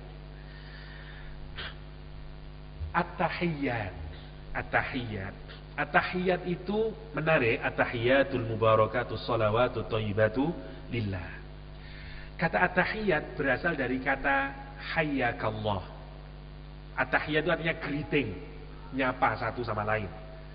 Orang dulu sebelum Islam nyapanya tidak pakai assalamualaikum, nyapanya pakai hayyakallah. Muga-muga seger waras, muga-muga dawa umure. Itu orang dulu, Arab dulu, hayyakallah. Sampai sekarang orang Arab tetap pakai hayyakallah. Assalamualaikum hayyakallah, masih tetap hayyakallah, tetap dipakai. Dan Nabi tidak membuang itu karena memang itu baik. Hayyakallah. Dari kata hayyakallah muncul kata tahiyat. Fa idza huyyitum bi tahiyyah, nah, muncul tahiyat. Dan kemudian mengambil kata tahiyat. Pertanyaannya, kalau kita sedang tasyahud, apa jenengan greeting terhadap Allah? Assalamualaikum ya Allah. At-tahiyat gitu. Apa at-tahiyat ini? Tahiyat ini menarik. Ada ulama dulu, Abdullah bin Saleh Al-Ijli datang ke seorang ulama bertanya tentang makna tahiyat. Dijawab, at-tahiyat itu hampir mirip dengan al-mubarakah. Tidak puas dia datang ke muridnya Imam Abu Hanifah, Imam Syaibani. Kepada Imam Syaibani menjawab, at-tahiyat adalah bacaan yang dibaca di dalam tasyahud. Dia tidak puas. Ya, lewang Surabaya aku seru aku iku misalnya ya. Dia pergi ke Imam Syafi'i. Kata Imam Syafi'i, Anda bertanya kepada dua orang yang keliru. Beliau itu orang-orang yang saleh, dua itu. Orang-orang yang alim, tapi dia bukan ahli puisi. Dan aku ahli puisi, kata Imam Syafi'i. Karena Imam Syafi'i ahli puisi, dia punya diwan Imam Syafi'i. Kata Imam Syafi'i, tahiyat adalah ungkapan seseorang seperti seseorang yang sedang berada di hadapan raja. Misalnya gini, kalau kita masuk ke kerajaan, ke keraton, ketemu dengan rajanya, kita bilang sendiko pangduka Gusti, misalnya kita akan ngomong. Orang barat misalnya ngomong My Majesty, My Holiness, kita akan bilang kayak gitu. Sebenarnya di dalam kata at-tahiyat, seakan-akan gambarannya kita ini berhadapan dengan Allah. Kita sudah sedang duduk berhadap-hadapan dengan Allah, dan kita hadir, kemudian kita bilang at-tahiyyatu lillah. Kalau dalam riwayat Ibnu Abbas, kalau saya tidak keliru, riwayat yang lain lillahnya di belakang, at-tahiyyatun barakatuh lillah, boleh sama saja. At-tahiyyat baru kita ngomong at-tahiyyat. Sekarang rasain, kalau orang mau merenungkan itu, insya Allah beda mangke tasyahute. Ya, karena apa? Karena dia pikir saya ini sedang berhadapan nih. Karena saya sedang berhadapan dengan Allah. At-tahiyyat. Kita kemudian mengungkapkan janji kepada Allah. Ya Allah, semua blessing dalam hidup saya, semua kebaikan yang saya rasakan ya Allah, semua ibadah saya ya Allah, semua amalan saya yang berupa kebaikan yang muncul dari saya Allah, semua untukmu ya Allah. Itu yang kita bilang at-tahiyyat, al-mubarakat, as-salawat, at-thayyibatu lillah. Coba ya nopo terus matur-nuwun. Lah dipikirin, berubah, dan itu mestinya membuat seneng tengah hati. Tapi kalau kemudian kita hilang nikmatnya sholat, nikmatnya ibadah, nikmatnya apa sih membuat ibadah yang disebut Islam sebagai halawah, sebagai halawatul iman, sebagai sweetness of iman, itu tanda ada masalah dalam iman kita. Itu yang saya sebut dengan KKM kita harus dengan iman. Dan Allah nanti mengukur apa bukti iman 3 tadi itu. Oke, kita lanjutkan. Kersane selesai. Illal ladzina amanu, kata Allah. Sesungguhnya semua manusia, setiap masing-masing dari kita berada dalam kerugian kecuali yang pertama, mereka yang beriman. Sekali lagi, iman memang letaknya dalam hati. Tetapi iman bukan konsep teologis sebagaimana di dalam ilmu kalam yang hanya muter-muter di pikiran, boten. Dia memang berada dalam hati, tapi dia nyembul dalam perbuatan. Dia wonten buktinya. Buktinya nopo? Wa amilus sholihat. Oke. As-sholihat itu sebenarnya nopo namine kata sifat. Oke. Mestinya yang dimakhdhuf, yang dibuang, mestinya gini, wa amilu a'mal as-sholihat. Wa amilu, ya, mereka melakukan amal, mestinya wa amilu ada al-a'mal as-sholihah.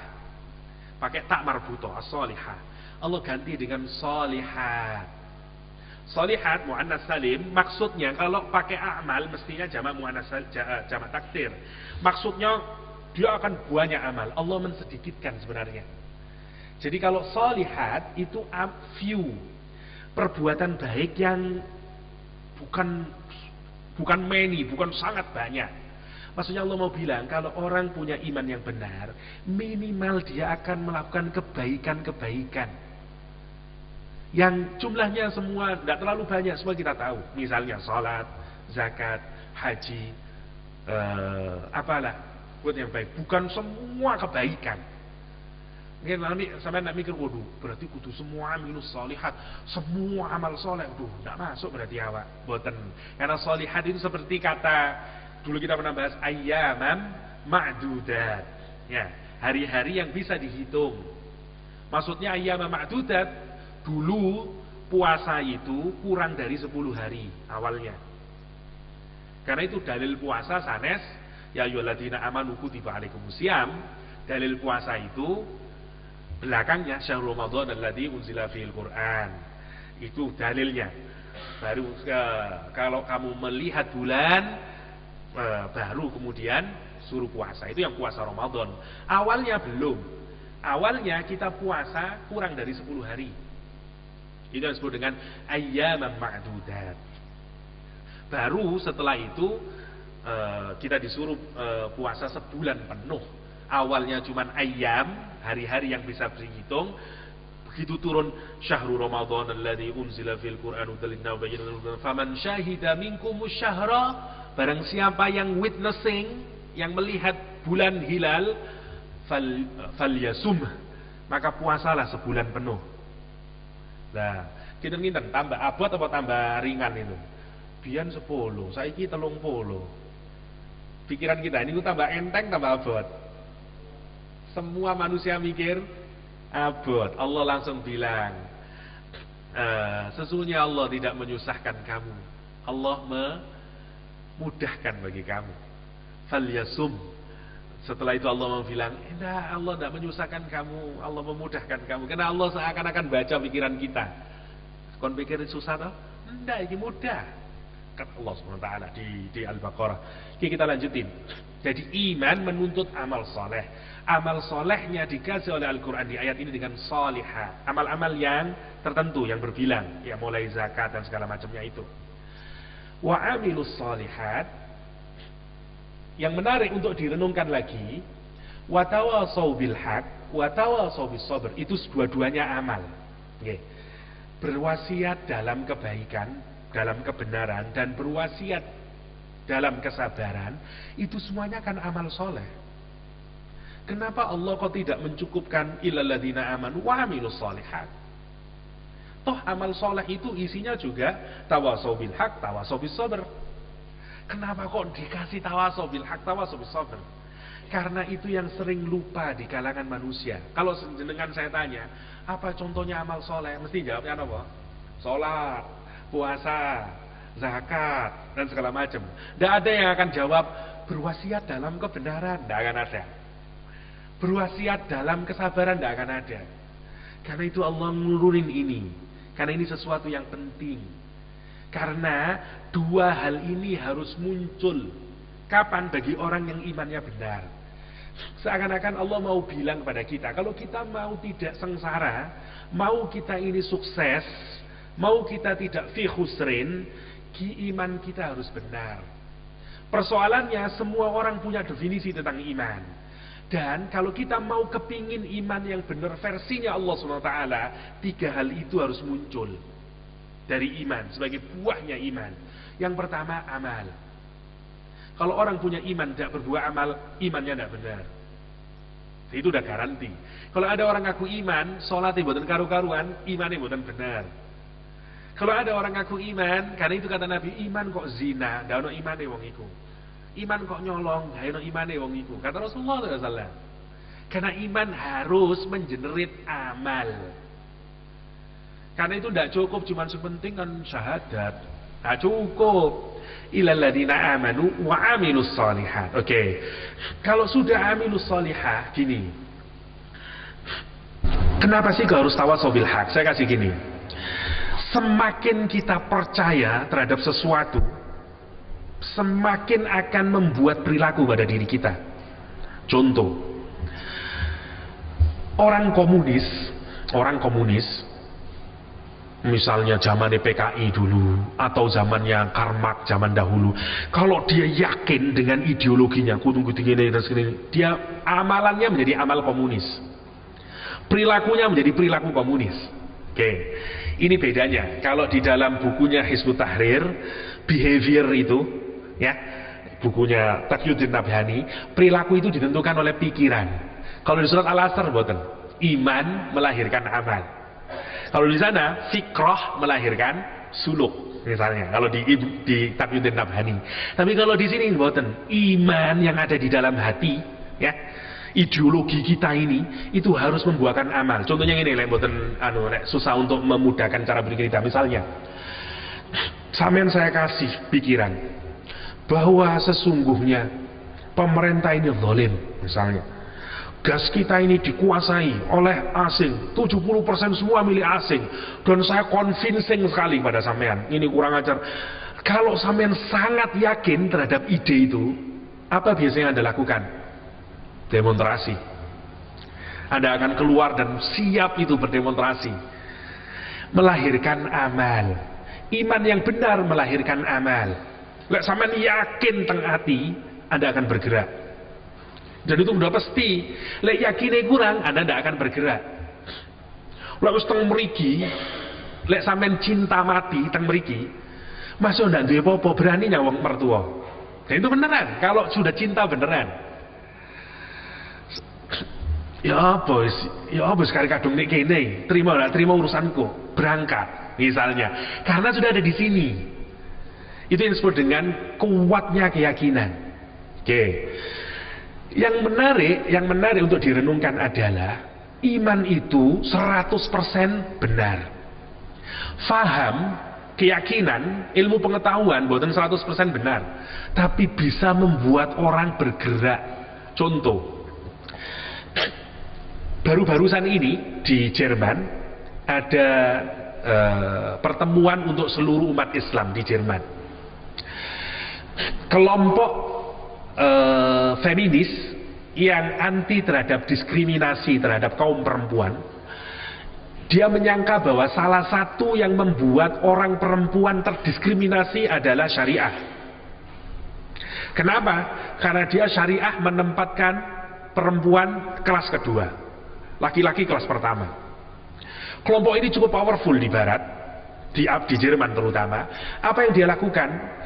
Dia mendatangi tempat acara kumpulnya orang Islam se-Jerman itu dengan bugil. Ada 10-an kalau saya tidak keliru, perempuan yang jadi berita dunia. Dia masuk ke tempat seminarnya itu, dia keluar-keluar anti syariah di luar, anti opresi terhadap perempuan, anti syariah dan segala macamnya. Saya tanya kenapa dia berani keluar, ngulitin tubuhnya, dan dia sampai kayak begini teriak-teriak di pinggir jalan, sampai masuk ke ruangan hanya untuk menentang apa? Syariah. Jangan sampai umat Islam Jerman kuat dan nanti kemudian mengusung syariah Islam dan itu berbahaya bagi kami. Lihat, keyakinan mereka itu benar apa enggak? Ya enggak benar-benar banget. Mungkin ada benarnya menurut mereka, tapi dia yakin di sini bahwa syariah kurang ajar. Karena itu dia dapat pengetahuan di situ dan dia jadi iman di sini. Syariah akan merusak, akan melakukan diskriminasi bagi diri saya dan melahirkan amal soleh bagi dia. Apa buktinya amal solehnya? Dia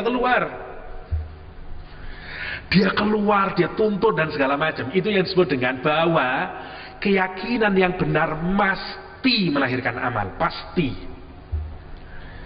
Di barat lagi, saya kasih contoh lagi. Orang anti binatang, orang terlalu sayang sama binatang karena dia tidak makan binatang, sehingga dia makannya veggie saja.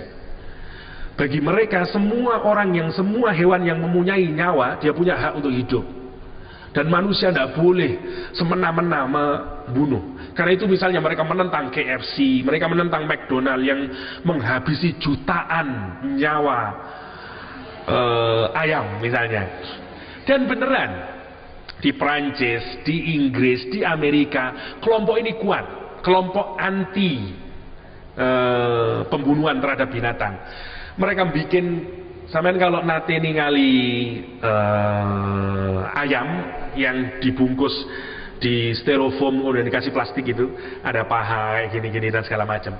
Dia bikin demonstrasi di pinggir-pinggir jalan, jadi ada styrofoam yang gede, perempuan bugil membentuk ayam masing-masing, bugil-bugil dikasih plastik semuanya, dan dia tunjukin seperti itu nasib ayam, karena dia protes anti pembunuhan terhadap ayam dengan cara setragis itu, bayangin. Dan itu banyak diikuti oleh banyak perempuan dengan cara bugil dan membentuk ayam gini semuanya. Sekarang kalau kita renungin, subhanallah, orang bisa keluar melakukan tindakan karena didorong oleh keyakinan yang dia yakini sebagai sebuah kebenaran. Bahwa yang benar saya makan sayur, saya tidak boleh makan daging misalnya. Dan dia yakin dengan itu dan dia berani. Sekarang saya tanya, bagi orang yang ngaku iman tapi tidak beramal soleh, come on, benar tak kamu punya iman? Itu yang harus kita tanyain. Kalau ngaku iman tapi tidak sholat, tolong dong tanyain sama hatimu, benar tak kamu punya iman? Lawan orang saja bisa keluar kayak begitu. Itu yang harus kita renungkan. Karena itu Allah menyatakan amanu pasti amilus sholihat. Oke, yang pertama. Dan kalau orang sudah berani amal solihah, lanjutannya adalah dia akan ngasih tahu orang lain. Itu udah pasti. Kenapa sih perempuan itu berani berbugil bentuk ayam? Karena dia ingin ngasih tahu orang lain, hey manusia, you salah, jangan makan ayam. Misalnya, kasihan dia tunjukin, dia ajak orang lain.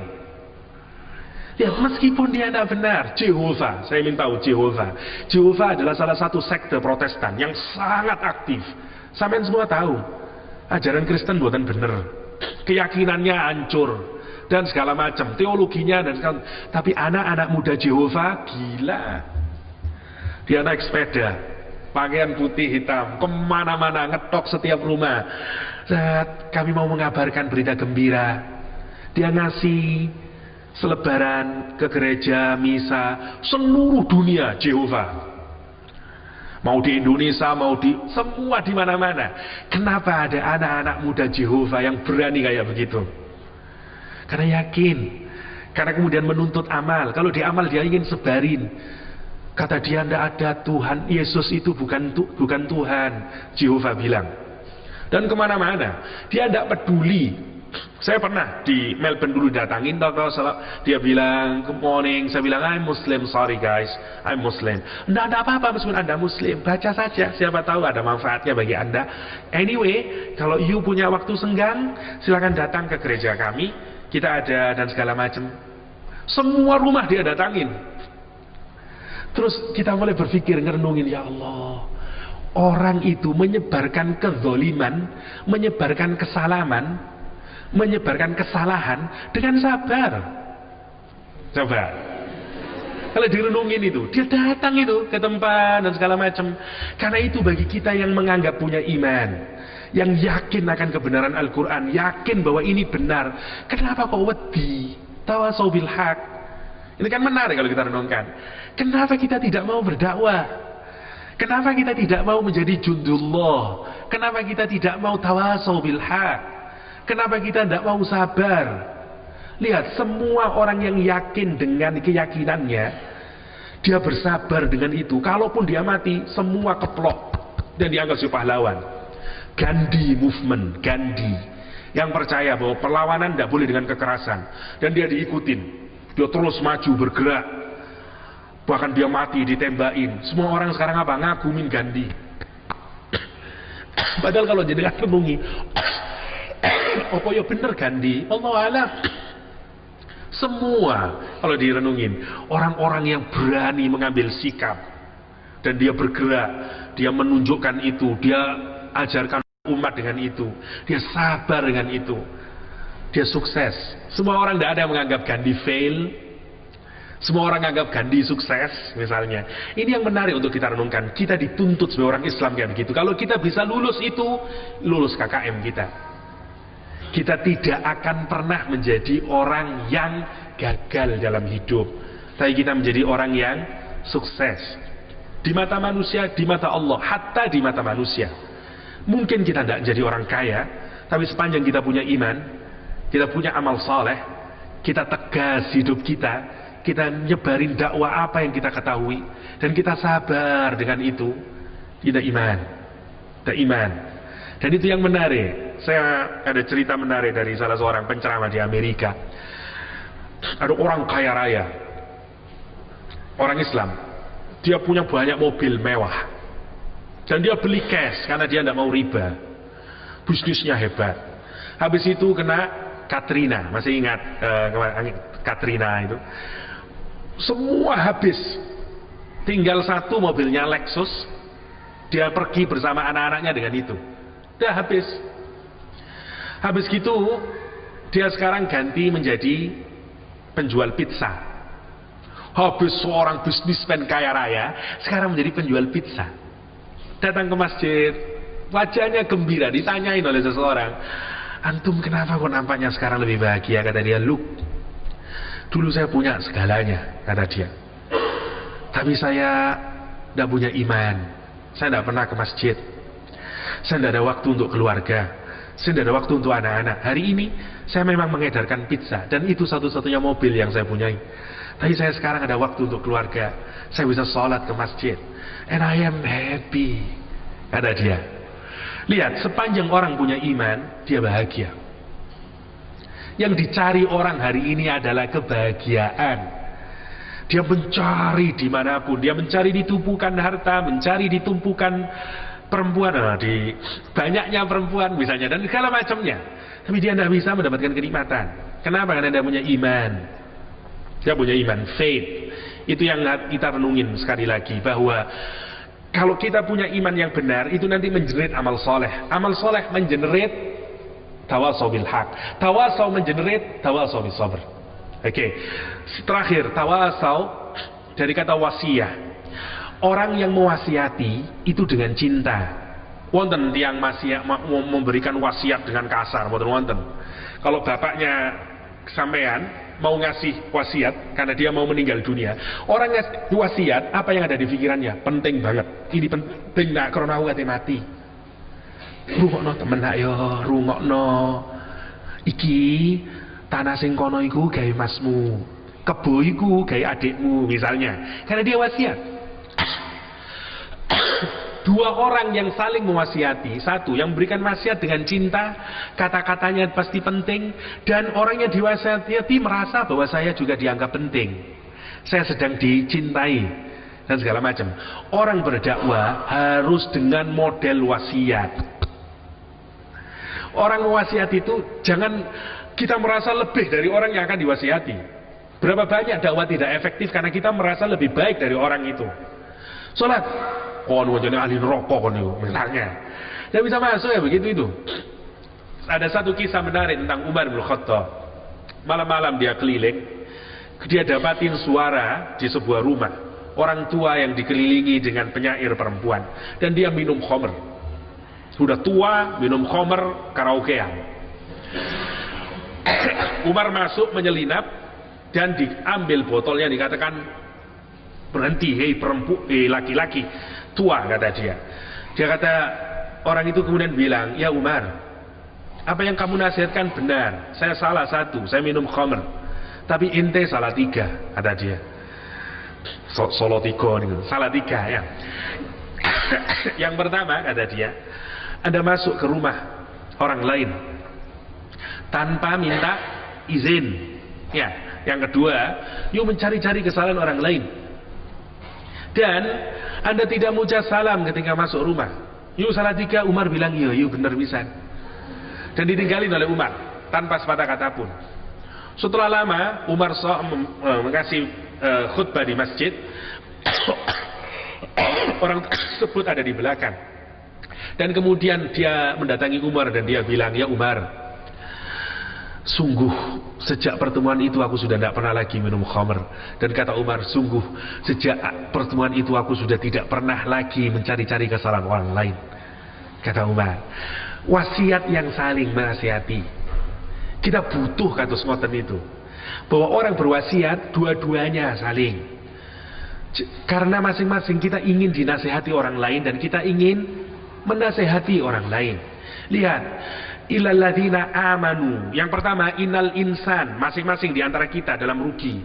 Tapi kemudian Allah switch dari masing-masing menjadi kelompok, kecuali mereka orang yang beriman, mereka beramal. Kenapa? Karena iman boten saged ijen-ijenan. Kita harus saling memperkuat dalam iman. Boten saged. Kita harus punya teman dalam iman. Gak bisa sendirian dalam iman. Karena itu kita harus bentuk, harus tawasau bil haq. Dan al-haq macam-macam para ulama, ada yang menafsirkan Al-Quran, ada yang menafsirkan ajaran Rasulullah. Wali ala kulli hal, semua yang dimaksud dengan kebenaran yang datang dari Allah SWT adalah al-haq. Kita harus peringatin, kita saling nasihatin dengan al-haq, dengan cara yang benar dan dengan kebenaran. Kalau kita sudah menasihatin, jangan pernah berpikir bahwa orang itu dinasihati kebenaran pasti senang. Ada yang nggak senang sama kita, ada yang ngeritik kita, ada yang mencemooh kita, wis gawane ngono itu. Siapapun yang menjadi juru dakwah harus tebal telinga, harus gede hati. Lek dikritik, diilok-ilokno, dicaci maki biasa. It's okay. Nabi Nuh 900 tahun, satu pun tidak ada yang iman. Wis biasa, dicaci maki di itu. Siapa sampean? Nabi Muhammad dikoyo-koyo lari 3 km, bayangin.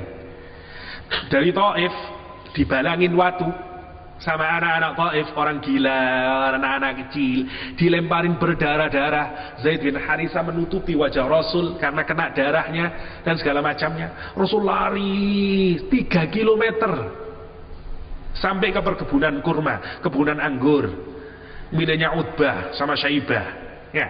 Dan nanti bertemu dengan Adas. Ini yang menarik, bayangin. Di mana sekarang ada dai ilallah, ada juru dakwah, ada ustadz, ada kiai yang lari dibendoi watu 3 kilo. Wonten saniki. Terus gitu hanya dicaci maki, dikritikin, lunglai dalam berdakwah. Come on, berkacalah kepada Rasul, berkacalah kepada Anbiya. Kita ini nothing, gak ada apa-apanya. Ceramah sing teko 100, marono ceramahnya sing teko 20, males. Loh, aduh. Itu harus dipikirin, yuk ceramah kena siapa? Karena audien atau karena Allah? Baloro basiji sing ceramah, bukan itu yang penting. Allah yang melihat kamu, bukan audien yang melihat kamu. Itu yang harus dipikirin. Yang dipikirin apa yang saya sampaikan sudah benar. Karena yang kita lakukan adalah untuk Allah, kita bukan untuk yang lain. Itu yang harus dipikirin bagi juru dakwah. Kalau kita mau berdakwah, pikirkan itu. Kita tidak ingin mencari kehormatan dari manusia, kita mencari kehormatan dari Allah Subhanahu wa taala. Dan itu yang harus ada dalam hati. Mboten napa-napa, masih wong siji niku pun top. Nabi Nuh 100 tahun. Dalam tafsir bahkan 7 generasi Nabi Nuh niku hidupnya. Mbahe mati, dia mikir mungkin anaknya sih masuk Islam. Anak itu mbo ngelokno Nabi Nuh wisan, mungkin putune ngilokno Nabi Nuh maneh. Putune sampai ping 7, bayangkan. Nggih mboten habis Nabi Nuh terus. Itu yang membuat kita tegar. Belajarlah untuk tidak dihormati dari Nabi Nuh. Bagi para juru dakwah pun biasa dikritik, dicemooh, dielek-elekno, biasa. Harus sabar. Kalau ada orang menjajakan maksiat mawon sabar, apalagi yang menjajakan kebenaran. Sabar karena Allah menguji dengan kesabaran. Bakari pirus semuanya, karena biasanya juru dakwah mboten sabar. Apalagi yang berjuang, mulai biyen ngene kok ndono hasile yo. Wis terus saya dilampahi. Kaya ndono perubahane yo, terus saya dilampahi. Karena sekali lagi kita tidak berorientasi kepada napa namine capaian-capaian sebagaimana yang manusia semata-mata pikirkan. Karena ada goal yang jauh lebih tinggi, karena kita meraih keridhaan dari Allah Subhanahu wa taala. Terakhir bahwa kalau kita bisa 4 ini, monggo niki diperiksa satu sama lain. Kita punya iman yang menerbitkan amal soleh yang kemudian mengajak kepada tetangga sekitar kita untuk kita saling berbaik hati, saling mengajarkan, saling menularkan kebaikan, dan sabar di dalam itu. Itulah yang membuat kita sebagai orang yang sukses, lulus kalau kayak gini. Dan pasti kita tidak akan berada dalam lafi khusrin. Ini yang mau dirubah, mental kita ini yang mau dirubah oleh Al-Quran dalam surat Al-Asr. Itu mungkin secara singkat, mugi-mugi wonten manfaatipun. Semoga kita digolongkan oleh Allah sebagai orang-orang yang alladzina amanu wa amilus solihat wa tawassaw bil haq wa tawassaw bis sabr. Dan semoga kita dihindarkan dari orang yang mencapai kejayaan dan kesuksesan yang hanya semu, yang mungkin dianggap sukses tapi hanya bersifat duniawi. Kita ingin sukses di dunia, tapi juga lebih-lebih kita ingin menjadi orang yang sukses di akhirat. Amin Allahumma amin. Hadanallahu wa iyyakum ajma'in. Wassalamualaikum warahmatullahi wabarakatuh.